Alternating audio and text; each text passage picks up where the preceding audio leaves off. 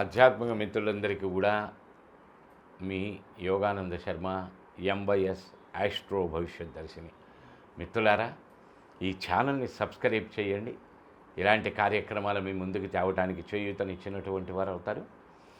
ఈరోజు మనం తెలుసుకోబోయేటువంటి నక్షత్ర ప్రకరణంలో నక్షత్రం చిత్తా నక్షత్రం. ఈ చిత్తా నక్షత్రం 2 రాశుల్లో ఉంటుంది. 1వ 2వ పాదం కన్యారాశిలో, 3వ 4వ పాదం తులారాశిలో. ఈ చిత్తా నక్షత్రానికి అధిపతి కుజుడు. కుజుడికి సంబంధించబడినటువంటి రత్నం అదృష్ట రత్నం పగడం. ఈ పగడాలలో కూడా 2 రకాలు ఉంటాయి. ఇటాలియను, తర్వాత జపాను. ఈ 2 ఒరిజినల్స్. ఇంకా తైవాన్ ఉంటుంది. నెంబర్ ఆఫ్ ఉంటాయి, చాలా ఉంటాయి. స్వర్ణరత్నము అనబడేటువంటి పేరు కూడా ఒకటి ఉంటుంది దీనికి. అది పూజల్లో ఉపయోగపడేటువంటిది. శివ విష్ణు రవి గణేష అంబికాది పంచాయతనములు పెట్టుకుంటాం కదా, ఆ పంచాయతనంలో పెడతాం. ఎర్రటి గులకరాయి టైపులో ఒక ఎర్రటి రాయి ఉంటుంది. దాన్ని స్వర్ణరత్నము అంటారు. అది సోనా నదీ తీరంలో పుడుతుంది కనుక స్వర్ణరత్నం.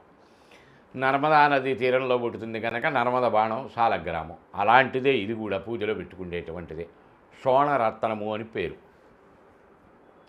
అయితే ఇక్కడ విశేషంగా 1వ 2వ పాదం కన్యారాశిలో, 3వ 4వ పాదం తులారాశిలో ఉంటాయి. భూ గృహ స్థల సంబంధమైన వాహన యంత్ర అగ్ని ఆయుధ సంబంధమైనటువంటి స్థానములలో వృత్తి ఉద్యోగ వ్యాపార జీవన లక్షణాదులను వీరు ఎక్కువగా పొందగలిగేవారు. చాలా డిస్టర్బ్డ్ మైండ్గా ఉండేటువంటి వాళ్ళు. క్షణానికి ఒక ఆలోచన, క్షణానికి ఒక స్టెప్పు, క్షణానికి ఒక ప్రయత్నం అనబడేటువంటిది వీళ్ళల్లో ఎక్కువ కనిపిస్తూ ఉంటుంది.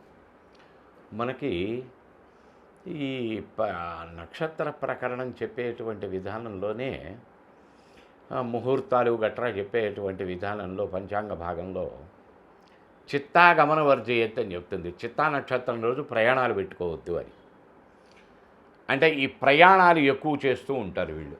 ఏవి? ఆలోచనలు అనబడే ప్రయాణాలు. ఓ సెల్ ఫోన్ కొనడానికి షాప్కి వెళ్ళాము, 100 చూసాం. ఇదే ఇంకో పక్క షాపులో చూద్దాం, అక్కడ ఎంత చెప్తాడు. తీరా బయటకు వస్తాడు, అక్కడేం తీసుకోడు. బయటకు వచ్చిన తర్వాత అరే ఇప్పటికే చూసాము, చాలా సమయం అయింది, రేపు మళ్ళీ ఇంకో చోట ఎంక్వైరీ చేద్దాంలే అనుకుంటాడు. ప్రొలాంగ్ అయిపోతుంది. రేపు బోడు, ఎల్లుండి బోడు, ఎల్లుండి బోడు. ఆ పగిలిపోయినా చిరిగిపోయినా అతుకులేసిన ఫోన్తో ఇదిగో కొందాం అనుకుంటే కుదరట్లా, అదిగో కొందామంటే కుదరదు. అంటే డెసిషన్ తొందరగా తీసుకోరు, ఓ డెసిషన్ పైన ఆధారపడరు. ఆ ప్రయాణాలు మానుకోవాలి. అంటే మనస్సుని వేగంగా ప్రయాణింపచేసే విధి విధానాలు మార్చుకోగలగాలి. అప్పుడేమవుతుంది?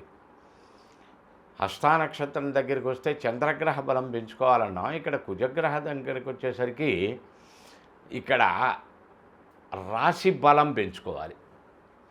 రాశి బలం పెంచుకున్నప్పుడు ఏమవుతుందంటే గ్రహబలం ఆటోమేటిక్గా పెరుగుతుంది.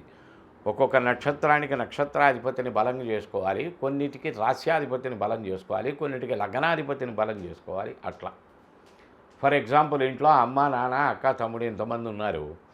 సహజంగా మనం ఎవరికి మన కష్ట సుఖాలు బాధలు దగ్గరికి చేరటం జరుగుతుంది. మన మాట ఎవరైతే వినేటువంటి వాళ్ళు ఉన్నారో ఆ వీక్నెస్ని దృష్టిలో పెట్టుకుంటాం. అమ్మ మన మాట వింటుంది, ఏదైనా ఇక అమ్మతో మాట్లాడుతుంటాం. నాన్న మన మాట వింటుంటాడు అనుకోండి, ప్రతి చిన్న విషయానికి నాన్న దగ్గరికి పోతాం. అలాగా ఆ ఉన్నటువంటి వ్యక్తి ఎవరిని ఉపయోగించుకుంటే ఉపయోగమో తెలుసుకొని వాళ్ళతోటి అలా వెళ్ళినప్పుడు ఆ లెవెల్ అనబడేటువంటిది ఉపయోగ కారణం వైపు ప్రయాణం చేయనిస్తుంది. అది ఇక్కడ జాతకరీత్యా మనం జాతక చక్రంలో తెలుసుకోవలసినటువంటి విధానాలు. ఇలా మీ జాతకాలపైన కూడా సంపూర్ణమైనటువంటి విశ్లేషణ ముందు తెలుసుకోండి.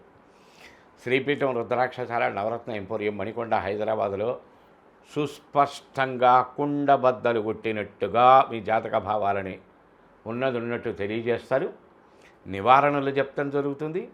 మార్పులు చేర్పులు చేసుకోవాల్సిన విధి విధానాలను తెలియజేయటం జరుగుతుంది. పూర్వజన్మాంతర దోషాలు వాటి పరిహారాలను తెలియజేయటం జరుగుతుంది. తద్వారా సంపూర్ణ ఫలితాలు పొందటానికి మీకు అవకాశం ఉంటుంది. ఇది చిత్తా నక్షత్రం యొక్క మొదటి భాగం. రేపటి రోజున చిత్తా నక్షత్రం యొక్క రెండవ భాగం గురించి తెలుసుకుందాం. అంతవరకు సెలవు. జై గురుదత్త. మిత్రులారా, ఈ యొక్క ఎంవైఎస్ ఆస్ట్రో భవిష్యత్ దర్శిని ఈ ఛానల్ని సబ్స్క్రైబ్ చేయండి. ఈ కార్యక్రమాలని నలుగురికి షేర్ చేయండి. మంచి కార్యక్రమాలతో మీ ముందుకు వస్తాను. జై గురుదత్త.